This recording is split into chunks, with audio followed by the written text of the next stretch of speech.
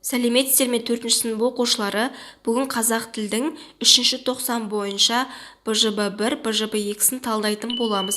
Ең алдымен дәл қазір каналға жазылып кетуді ұмытпаңдар. 10 000 оқырманға жетуге аз қалды, сондықтан қолдау білдірсеңдер. Ендеше БЖБ-1-ді талдайық. 3-ші тоқсан бойынша жиынтық бағалауға арналған тапсырмалар, табиғат құбылыстары ортақ тақырып бойынша жиынтық бағалау.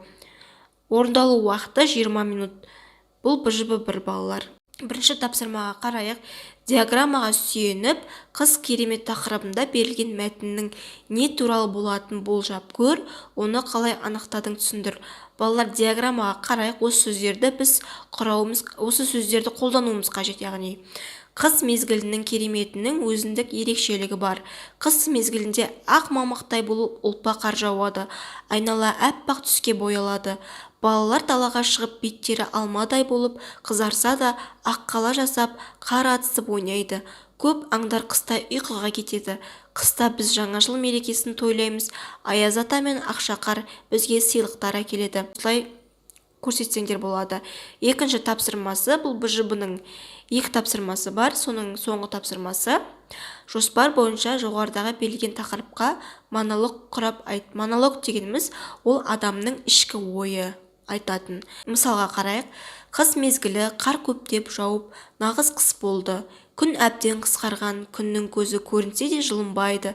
Өзенді, көлді мұз қаптап, жұрт үстімен жүре бастады.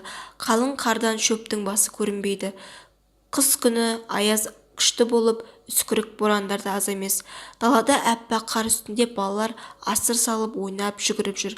Шаңғымен сырғанап, коньки теуіп, аққала жасап мәз-мейрам болуда. Мен болсам қыстың кереметіне үнсіз қарап бақылап отырмын. Жазда тіршілік көп болса, қыста тіршілік азаяды. Ауланы қардан тазалап жүрген тек 1-2 көршінің үйін ғана көрдім деп осылай келтірсеңдер болады балалар. Және қосатындарың болса, қоссаңдар да болады. Осымен біз бірінші БЖБ-ның 2-ші тапсырмасын бітірдік. Енді 2-ші БЖБ-ға кірісек. Қазақ тілдің қоршаған ортаны қорғау тақырыбы бойынша жиынтық бағалау. Орындау уақыты 20 минут. 2-ші БЖБ-ның алғашқы тапсырмасы мәтінді түсініп оқы. Тұнық аспанның төрінен гүлдей құлпырған кемпір қосақты көргенде қуанбайтын, жүрегіне ынтық құмарлық нұры себілмейтін адам жоқ. Ол жақсылықтың, шарапаттың нышаны. Түрлі түсті боялған шеңберлер көктен төмен иіліп, ғажайып құдіреттің түсін танытады. Доғалана иілген жарты шеңбер тылсым әлемге енгізетін сиқырлы қақпа тәрізді.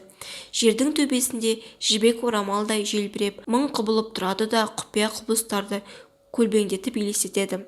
Жай көзбен қарағанда қол созым жерде тұрғанымен кемпір қосаққа жақындай алмайсың, өте алыс. Табиғаттың кереметі сұлулығы мен әсемдігінің белгісі. Мәтіннің негізгі ойын анықта. Бұл жердегі мәтіннің негізгі ойы табиғаттың бір кереметі кемпір қосақтың әдемілігі жайында айтылған екен. Мәтінге ат қой, мәтінге кемпір қосақ деп ат қойсақ болады. БЖБ-2-ның 2-ші тапсырмасы. Мәтіндегі қарамен берілген сөздерді теріп жаз және олардың қай септікте тұрғанын анықта дейді. Кемпір қосақты табыс септігінде тұр. Табыс септігінің жалғауы д, оны білетін шығармыз. Жердің лік септігі, әлемге ге барыс септігі. 3-ші тапсырма берілген сұрақты негізге ала отырып, пайымдау элементтері бар мәтін құрап жаз. Қоршаған ортаны қорғау деген не және ол үшін не істеу керек? Қоршаған ортаны ластамауымыз қажет. Қоршаған ортаны таза ұстап үйренуіміз қажет. Қоқыстарды көрінген жерге тастамай, қоқыс жәшігіне тастау міндетіміз. Өсімдіктерді жұлмай, жәндіктерді өлтірмей, табиғатымызды аялауымыз керек.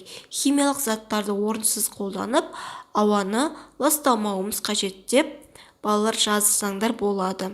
Осымен 4-ші сынып қазақ тілдің 3-ші тоқсан бойынша БЖБ-1, БЖБ-2-сін талдадық.